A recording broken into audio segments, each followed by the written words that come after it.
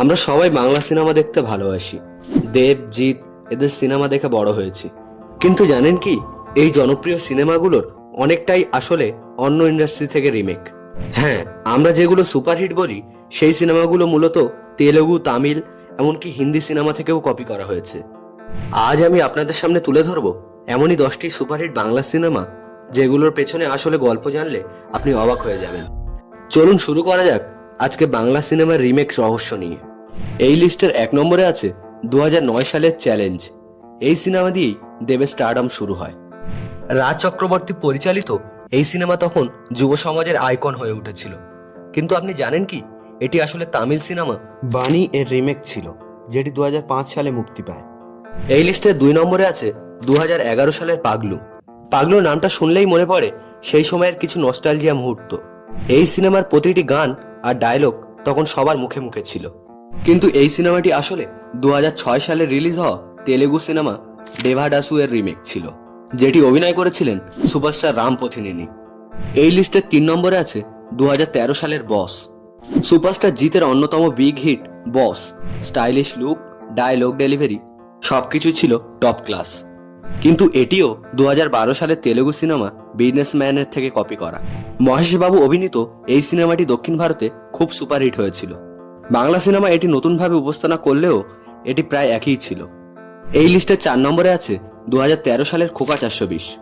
Romance আর family ড্রামার এক অনন্য মিশ্রণ খোকা 420।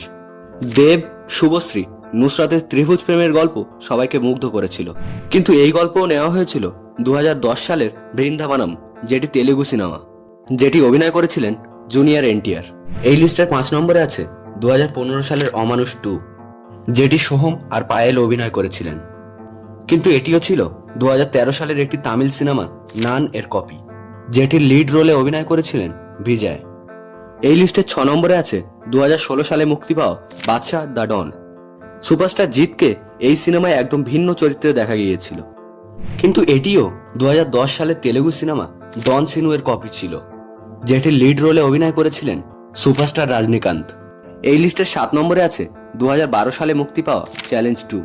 দেবের এই সিনেমার চরিত্রটি অনেককেই প্রভাবিত করেছিল। কিন্তু আপনি জানেন কি, এটিও অনুপ্রেরণা এসেছিল দোকুডু নামের এক তামিল সিনেমা থেকে, যেটি অভিনয় করেছিলেন সুপারস্টার মহেশ বাবু। এই লিস্টের 8 নম্বরে আছে 2015 সালের হিরোগিরি। হিরোগিরি মানেই দেবের অ্যাকশন রোমান্টিক ফিল্ম, কিন্তু সিনেমাটা ছিল তেলেগু সিনেমা বালুপু এর রিমেক।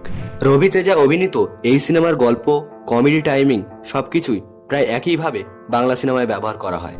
এই লিস্টের 9 নম্বরে আছে 2013 সালে মুক্তি পাওয়া পাওয়ার। জিৎ অভিনীত এই সিনেমায় পুলিশের রোলটা ছিল দারুণ আই ক্যাচিং, কিন্তু আসলে এটিও ছিল একটি তামিল সিনেমার রিমেক, যেটির গল্প সহ একদম নামটাই কপি করা হয়েছিল। এই সিনেমার নাম ছিল পাওয়ার, যেটি রবি তেজা অভিনয় করে এবং রিলিজ হয় 2014 সালে। এই লিস্টের 10 নম্বরে আছে 2016 সালে মুক্তি পাওয়া শিকারি। বাংলাদেশ ও ভারত যৌথ প্রযোজনায় এই সিনেমায় শাকিব খানকে একদম নতুনভাবে দেখা গিয়েছিল। কিন্তু এই সিনেমাটি আসলে তামিল ভাষায় মুক্তি পাওয়া আদাভান সিনেমার রিমেক ছিল, যেটির মূল চরিত্রে অভিনয় করেছিলেন সুপারস্টার সুরিয়া। এই সিনেমার প্রায় সবকিছুই সমানভাবে কপি করা হয়েছিল। দেখলেন তো, আমরা যেগুলোকে বাংলা ইন্ডাস্ট্রির ব্লকবাস্টার বলে মনে করি, তার পেছনেও লুকিয়ে আছে অন্য ইন্ডাস্ট্রির গল্প। কিন্তু এগুলোকে খারাপ বলার কিছুই নেই, কারণ ভালো গল্প তো গল্পই, যেখান থেকেই আসুক না কেন। প্রত্যেকটা ইন্ডাস্ট্রি একে অপরের কাছ থেকে শেখে, আর তার বিনিময়ে তৈরি হয় নতুন সিনেমার ধারা। বাংলা সিনেমা আজও উন্নতির পথে, নতুন গল্প, নতুন মুখে। তাই পরেরবার যখন সিনেমা দেখবেন, মনে রাখবেন গল্পটা যেখান থেকেই আসুক না কেন, বাংলা হৃদয়ে সেটি আলাদা অনুভূতি। এমন ধরনের আরো অজানা অজানা ফিল্ম ফ্যাক্ট জানতে আমাদের চ্যানেলটি সাবস্ক্রাইব করুন আর লাইক করতে ভুলবেন না।